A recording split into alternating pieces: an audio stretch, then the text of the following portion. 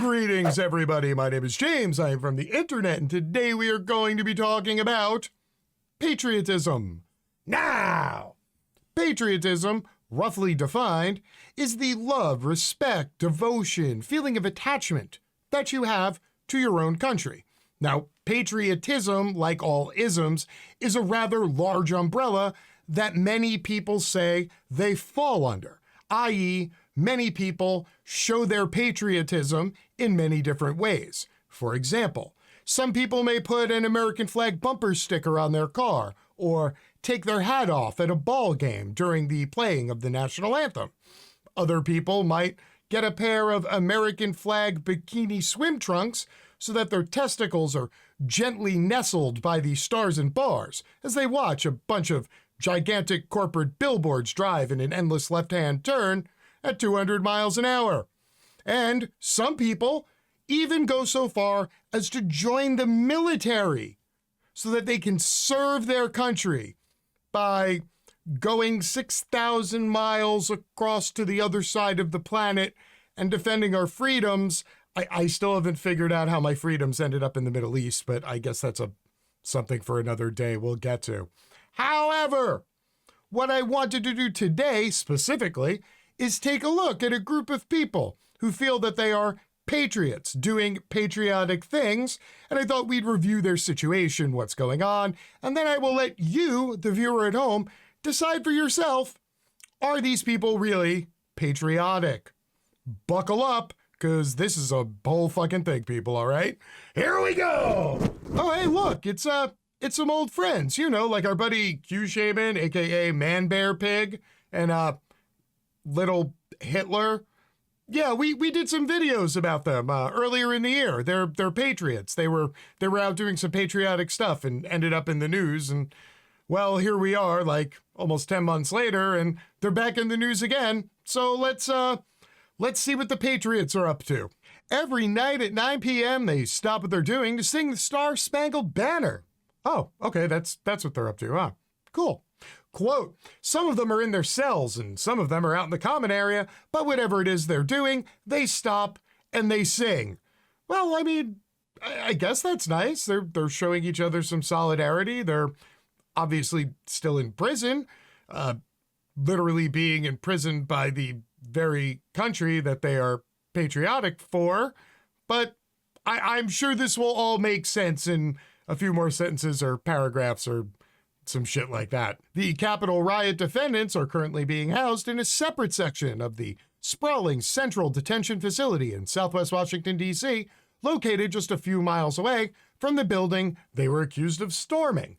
To most people, that section is called the Correctional Treatment Facility, but to many of the defendants and their supporters, and even some Republican lawmakers, it's now called the Patriot Wing. Why? Because it houses the defendants facing the most serious accusations in relationship to the insurrection. So it would appear that close to a year later, a whole bunch of these people are still in custody, some already having been convicted and sentenced, and some still awaiting trial. However, it would seem they're getting a decent amount of preferential treatment by not being placed in the Gen Pop area of the prison, aka where the general population all exists at the same time. They literally have their own wing so that nothing bad can happen to them, which is a comfort not afforded to most people who are awaiting trial or have been convicted. Some of the residents, including Enrique Torrio, are tied to organized extremist groups like the Proud Boys and the 3%ers. Many are accused of assaulting police officers or carrying weapons on Capitol grounds. Its residents have included Jacob Chansley, the QAnon shaman, who was sentenced to 41 months in prison this week, Kyle Fitzsimmons, who was photographed wearing butcher's workwear at the Capitol, Nazi, and Timothy Hale Cusinelli, a U.S. Army reservist who prosecutors said sported a Hitler mustache to work. You know, to own the libs. Oh boy, woo! In an October 26th court hearing, attorney Stephen Brenwald recounted the moment he heard the defendants sing their nightly rendition of the national anthem while on the phone with his client, Thomas Sibbick. Sibbick is charged with several counts, including robbery and assaulting a police officer. That, again, does not seem very patriotic. In fact, I would assume that most patriotic people are in the Back the Blue crowd. I mean, there were literally dozens of Back the Blue flags out in front of the Capitol building during the insurrection. I actually think they were using them to beat actual police officers.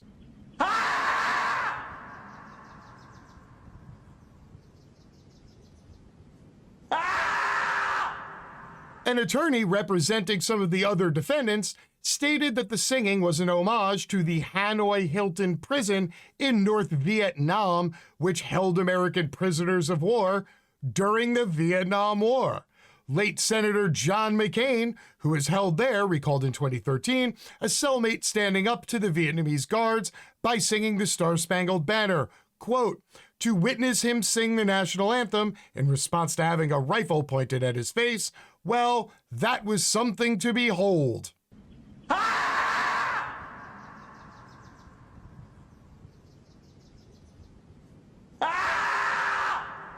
For many of the Capitol riot defendants, described by some GOP politicians as political prisoners, singing the national anthem is a similar act of defiance.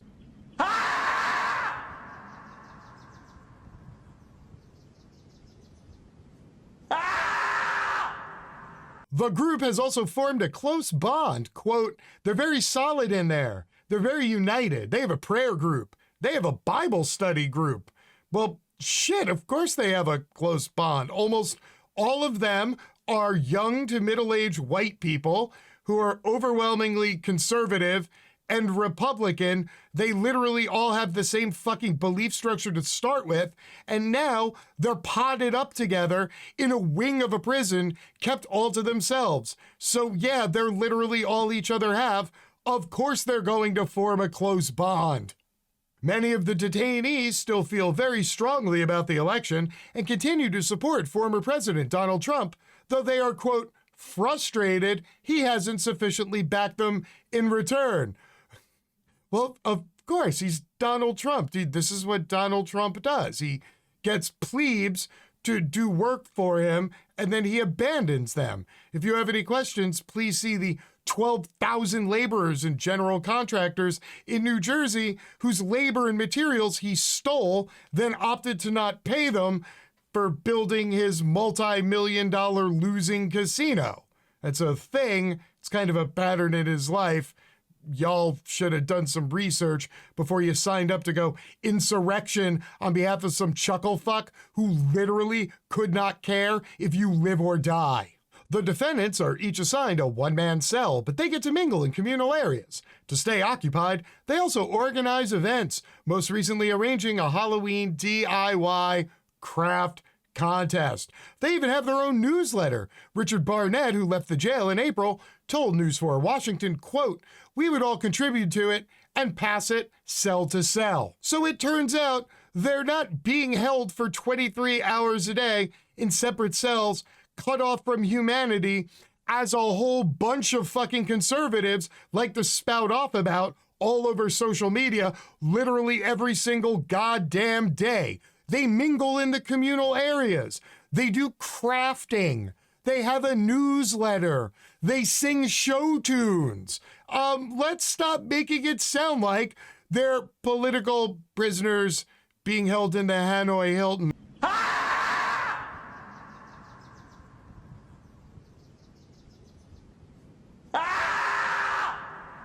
The defendants are being propped up by a sprawling public support network who send donations, greeting cards, and gifts on a weekly basis. A loyal fan base is also congregating on several Telegram channels. The supporters on one channel, called the Patriot Mail Project, share recordings of daily prayers for the defendants. I actually did some researching on this one.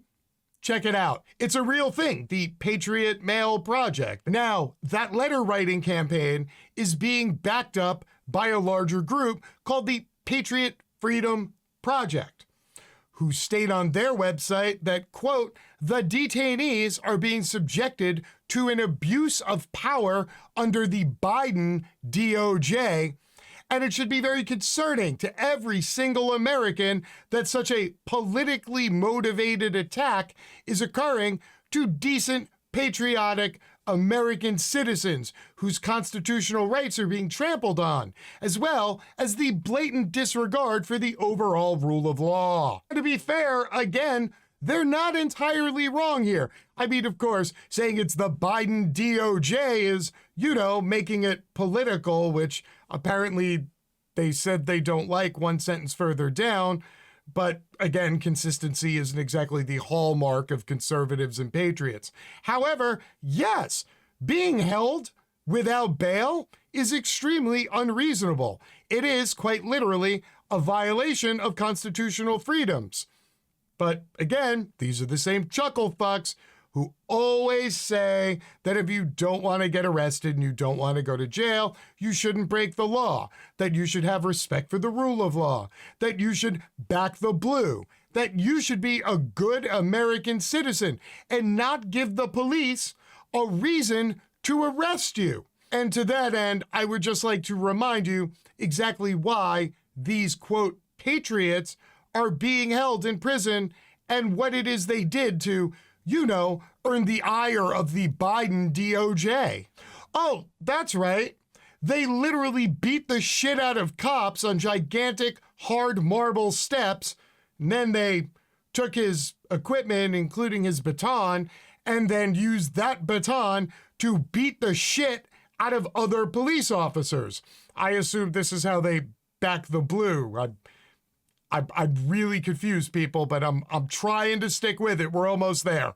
Oh yeah, then once they figured out that they couldn't really get past the police with their riot shields by beating the shit out of a few stragglers and then using their billy clubs, well, then they started using larger objects like, flagpoles and ladders as battering rams to beat their way through the thin wall of police shields so that they could continue beating the shit out of them, trampling them, stealing their gear, and then going to go find Mike Pence and Nancy Pelosi, where they were then going to drag them outside to where they erected a giant guillotine.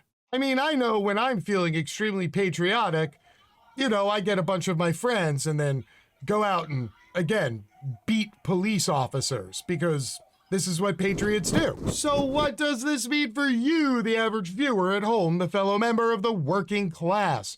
Well, number one, it means that you are obviously not nearly as patriotic as these other patriots. How do I know that? Well, because if you were as patriotic as them, you would be sitting in the Patriot Wing of a prison, for assaulting police officers on federal grounds and then erecting a gigantic guillotine on the front steps, calling for Mike Pence and taking a humongous steamer on Nancy Pelosi's desk.